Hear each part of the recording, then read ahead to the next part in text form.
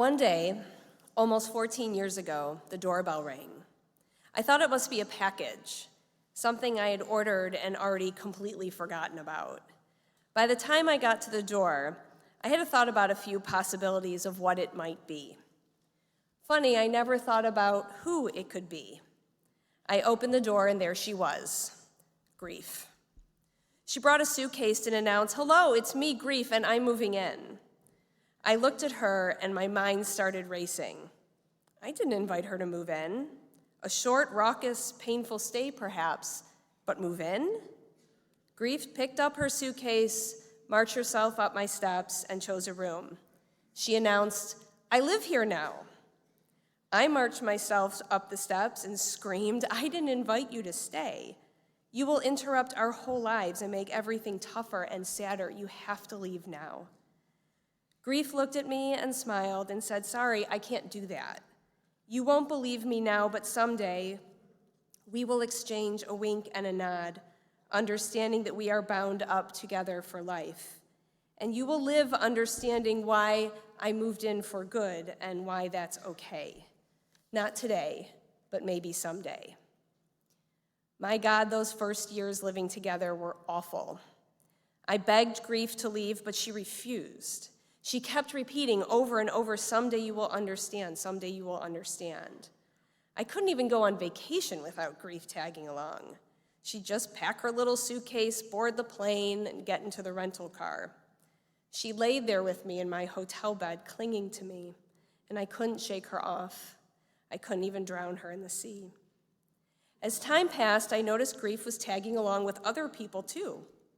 Their grief looked different than mine, but I could recognize their grief easily. I'd meet a friend for lunch and my grief would meet their grief the same way I greeted my friend. Funny, I thought, they embrace each other so easily, while my friend and I do everything we can to ignore them. We all sit in the booth together. My friend and I talk as if it's only two of us there. Her grief and my grief do their best to join the conversation. My friend and I decide we spend enough time with our grief and don't give them the opportunity to ruin our lunch, and we ignore them the best we can. More time passes, and eventually, I realize maybe Grief was right. Okay, maybe I still didn't understand why she knocked at my door, but maybe. A few years ago, I knocked on Grief's door and said, "Can we talk? I think I'm ready." But Grief wasn't so willing.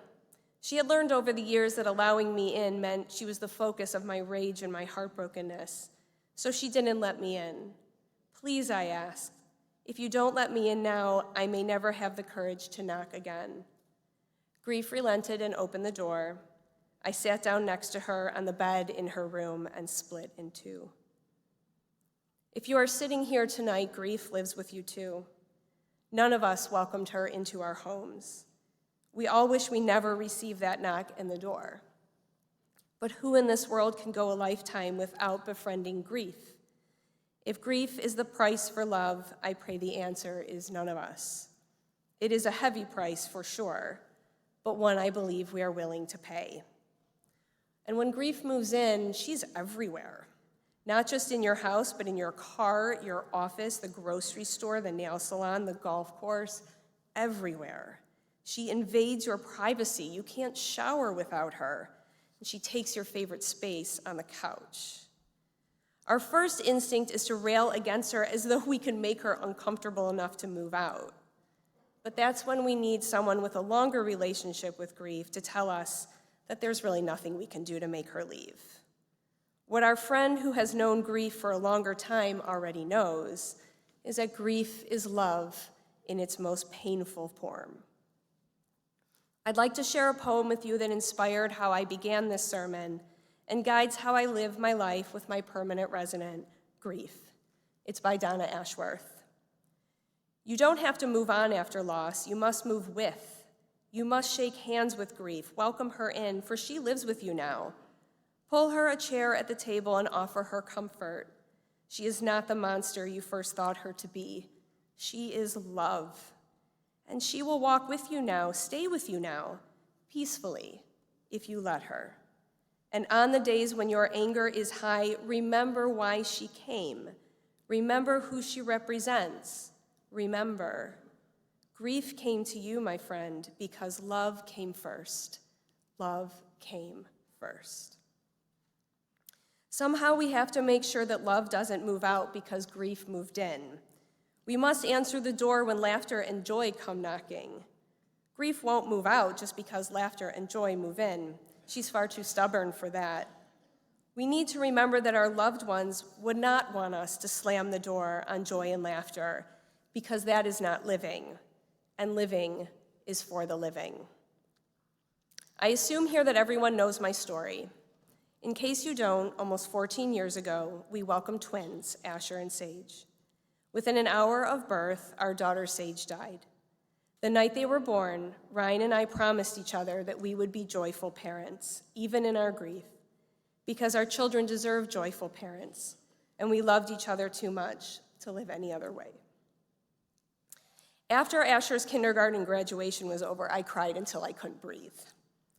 After his bar mitzvah 6 months ago, I admit we cried, more than a few times leading up to that day. But on that day, grief took her seat in the back of the sanctuary, and joy sat in the front row. I feel confident in saying that the people who we miss so much every single day would not want us to stop living because they have died. Yes, when someone dies, life drastically changes and we are changed. But no one who really loved us would want us to die with them. They would want you to live with them, just in a different way. When my friend Nikki's mom died, her heart was broken in 1,000 pieces. What did she do? Nikki honored her mom by sharing her mom's love of ice cream and generosity. If you went to Ray's Ice Cream a few summers ago, you would have seen this sign outside the door with a message from her children.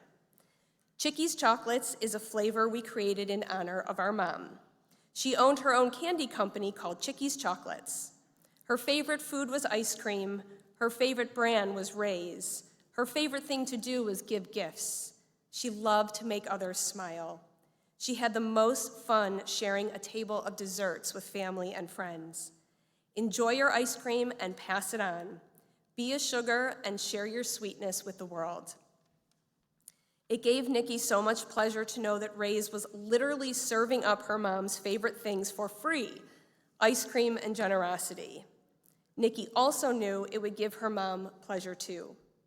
What better way to remember someone who brought you happiness than to bring happiness to others in their name? If your person was a hugger, be their arms. If your person was the one who checked in on people and made sure everyone was okay, be their voice. If you loved someone who loved life, live life for them. Whatever you do, remember grief is strong, but life and love are stronger. Grief might have knocked at our doors, but don't forget that we welcomed love and life with open arms long before she arrived. Please always remember, love came first.